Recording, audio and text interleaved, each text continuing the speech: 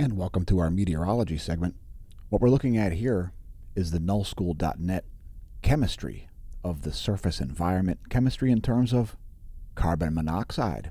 Since fires are in the news, we decided to open up the video today covering this. So what we're looking at here is, again, the carbon dioxide surface concentration, and this area here, nearly 5,000 parts per billion. That's a lot of carbon monoxide, making for very low air quality around those areas. And you can see the way the smoke is being propagated here. There's largely a south to north flow going on around most of the country. So this is part of the explanation for why you're getting hot air, hot smoky air. I guess the good news is that the smoke actually makes the atmosphere a little bit cooler through the albedo effect and reduces the convection of weather systems. If you think that the smoke is causing weather systems to be more extreme, you're incorrect. Like dust, smoke causes weather systems to be muted as it reduces the convective forces required for things like strong thunderstorms. So here are the jet streams over that same area. As we zoom out, we've left the fires still shown here. The little red dots, those are all fires. And now we're showing the jet stream, and you can see the way it's mostly staying north of the U.S. And that is part of the reason why you're getting such hot air. We've also got this double system over here, a low pressure and an anticyclone right side by side, causing this ongoing blocking effect here. Anyway, we'll zoom out and show you the jet streams of the Western world. We want to give you a global weather pick. Look at all the fires in South America. That's a lot of fires for winter time. Anyway, there are the jet streams of the Western world. Here are the surface winds, which are in charge of that smoke. Here's the Eastern world. Quite a lot of fires in places like Siberia as well. A common spot for large fires. We won't get into the statistics of it. It's our meteorology segment. Here are the jet streams of the east.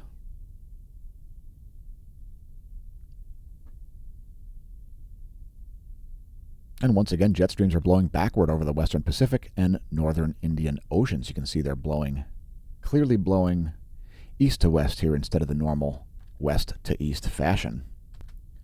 Next, the weather.gov map. Head to weather.gov if your county's got a color on it. We've got excessive heat warning here in eastern Pennsylvania. We're located in the Lehigh Valley, if you're wondering, which is located right about there, just west of New Jersey. We can almost smell New Jersey from here, almost. Fortunately, the wind usually blows the other way. So we've also got some warnings here west of Lake Erie, severe thunderstorm warnings, and so on. We'll show you the weather data on that. First, I just wanted to bring up temperature anomaly real quick.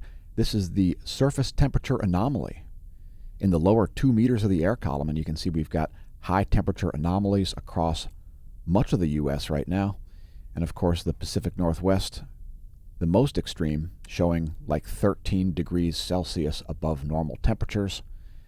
And we'll advance this here. Looks like we're going to get some very cold nights. Must be some very dry air there once again over southern New Mexico, western Texas, and central Arizona. As you can see, cold anomalies there, as well as North and South Dakota and most of eastern Montana. And you can see the heat wave is going to continue for the Pacific Northwest for quite a while here. There's the forecast through 6 o'clock Universal Time on Monday, August 16th. So the heat wave expected to continue while we get some cold shocks expected for Monday. Now that's a bit of a long forecast there. It's only Thursday, so take that with a grain of salt. Any forecast beyond about 2 days starts to really lose its coherence quickly. So looking at lightning here, we see some lightning mainly over Michigan there. Also northern Indiana, Illinois, and moving into Ohio. That's going to scrape through northern New York and northern New England throughout the day today. Here's a real-time lightning map And Detroit, you're in the crosshairs. Also Ann Arbor, there's thunder rolling in. Yowzers. Pretty wild lightning cells there. Some very active lightning here over just south of Waterloo State Recreation Area. And Battle Creek, it looks like everything's going to miss you. Also Lansing, everything, it looks like it's going to stay to your south. Anyway, that's our real-time lightning map, courtesy lightningmaps.org, powered by blitzaltung.org.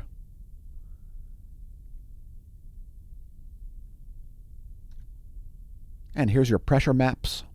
This is windy.com.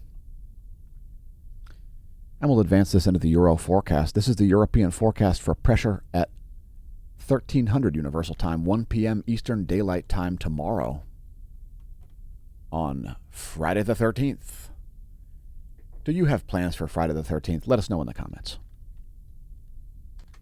So now we're on weather.gov, radar.weather.gov.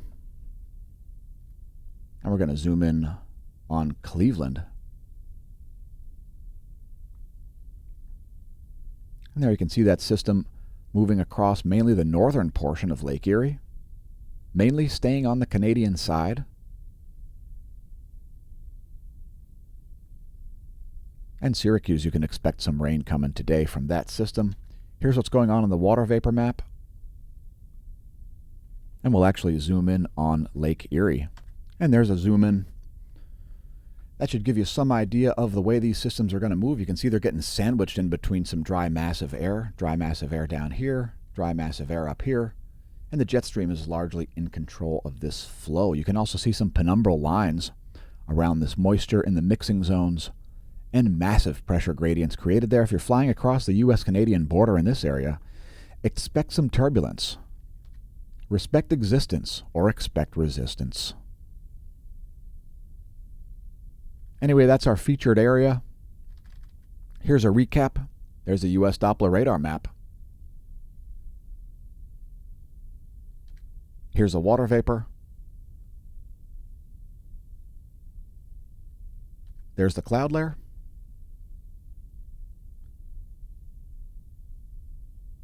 And once again, the water vapor. And once again, thanks for tuning in to our meteorology segment. I've been your host, Dan, a.k.a. smAsho, signing off from the Smash News Network. Least busted, naming news.